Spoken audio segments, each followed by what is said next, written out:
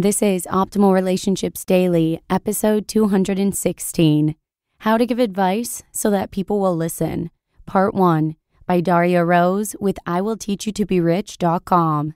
And I'm Joss Marie, back with another week's worth of relationship content.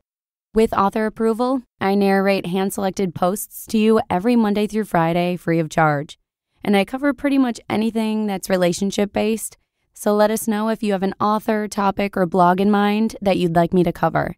You can get in touch with us right at oldpodcast.com or our Facebook page.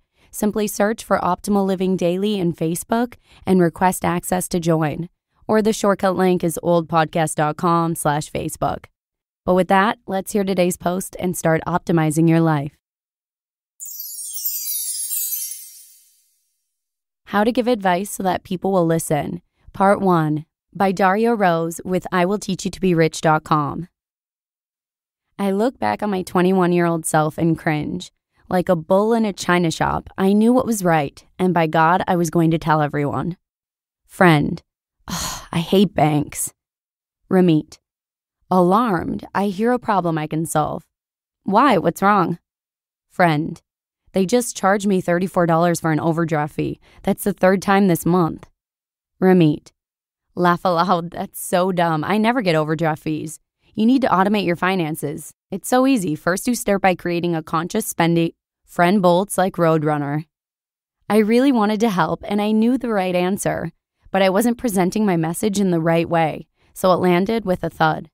In fact, it was worse than saying nothing at all, because when you lecture people like this, you just confirm that any discussion around money makes them feel bad. People don't like to feel bad, so they simply shut off talking about it at all. It took me a few years to discover that people don't like to be lectured about things they already know they're doing wrong. Can you think of any examples? Like, say, being in a bad relationship. He treats you like shit. Why do you stay with him? Losing weight or money? For a guy who prided himself on being unemotional, I quickly realized that I was missing something important. And that was being able to not be a huge dick when I gave advice. Today, we're going to talk about how to give advice that people actually listen to. You and I both know how much good advice has helped us. What if we could turn around and learn how to give it in a way that actually resonated with people? To talk about giving good advice, I want to introduce you to Darya Rose, a successful author and star IWT student. Darya, take it away. The golden rule has been letting me down my entire life. While treat others as you would like to be treated makes sense on the surface, it really only works if you assume that people more or less prefer to be treated in the same way. Unfortunately, this isn't always true, and it can cause some serious communication barriers. I am a member of a rare group of people who are driven more by logic than emotion. Think Ramit, Tim Ferriss, and Mr. Spock. As a female member of this low-emotion group, I'm even more rare, like a pink unicorn. You probably know a few people like me. We are often described as cold and aloof, but are also considered low drama and great problem solvers. We are rarely known for our suave people skills. It wasn't until I started blogging that the limitations of my low emotional brain and the golden rule became obvious to me. What losing weight taught me about empathy. Like many women, I spent much of my life struggling with my weight and have done virtually every diet on the planet. Most of the plans worked for a few weeks or months, but inevitably the weight would come back with a few extra pounds to boot. Frustrated after 15 years of dieting failures, I delved into the scientific literature to figure out what I was doing wrong. From the research, I learned that most of the advice I was given about health and weight loss was incorrect, and that dieting is actually a better way to gain weight than to lose it. Duh. Armed with this new knowledge, I stopped dieting and finally lost weight for good. The change this produced in my life was so profound that I decided to switch careers to help others do the same. When I first launched Summer Tomato, my instinct was to help people by correcting the information they had, thinking that, like me, all they needed were better data. I wrote about all the tactics that I knew worked for weight loss, like throwing away processed health foods and eating more vegetables and other real foods.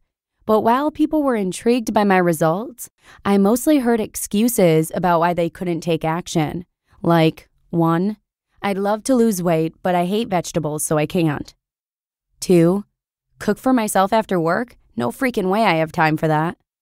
3. I'd rather die than run on the treadmill. And 4. Real food is too expensive. You're an elitist.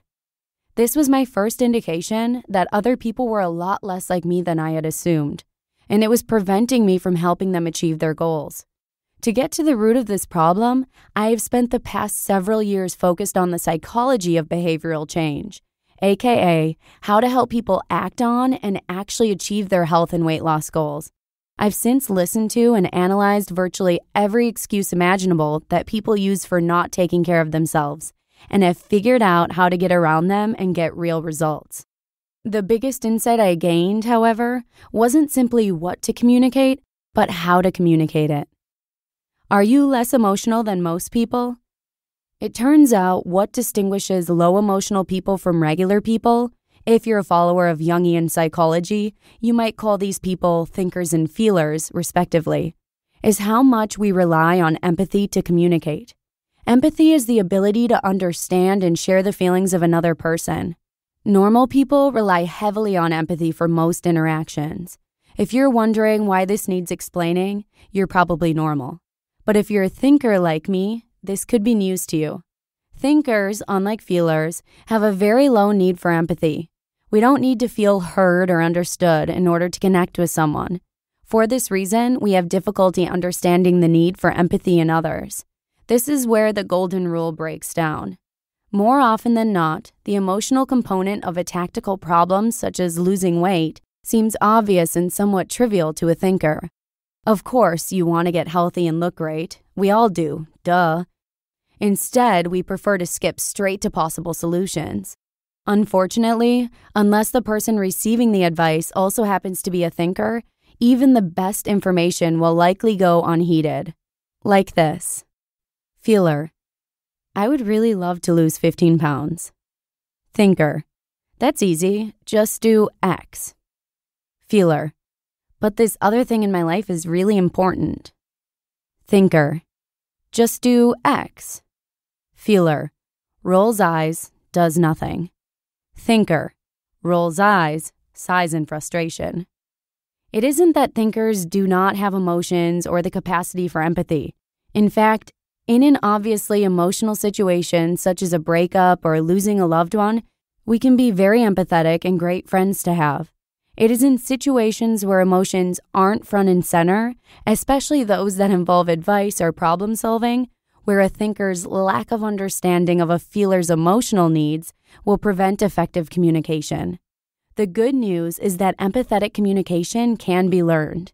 With practice, even low emotional people can be empathetic in situations that involve advice or problem solving. If you're a thinker, developing the skill of empathy will allow your advice to reach more people and have far greater impact. Here are the essential steps for empathetic communication. Hear that in tomorrow's episode. You just listened to part 1 of the post titled, How to Give Advice So That People Will Listen, by Darya Rose with IWillTeachYouToBeRich.com. Darya Rose is the author of Foodist and creator of Summer Tomato, one of Time's 50 best websites. It's always great to hear from new authors and sites, so thank you to Ramit for letting us share this post with you today from his website. And that's a wrap. What a great way to start the week. Have a wonderful rest of your Monday, and I hope to see you again tomorrow with the second part of Darya Rose's post, where your optimal life awaits.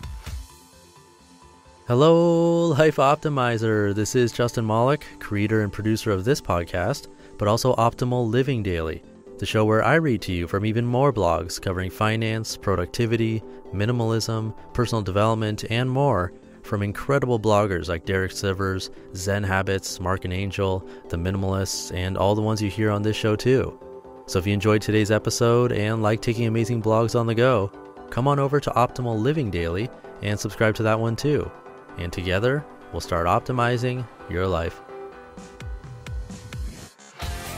You've been listening to Optimal Living Daily. Be sure to hit the subscribe button to stay up to date on each new episode and head to oldpodcast.com. That's OLDpodcast.com for a free gift as well as more actionable tips and resources to help you maximize your potential. Thanks for joining us, and remember, your optimal life awaits.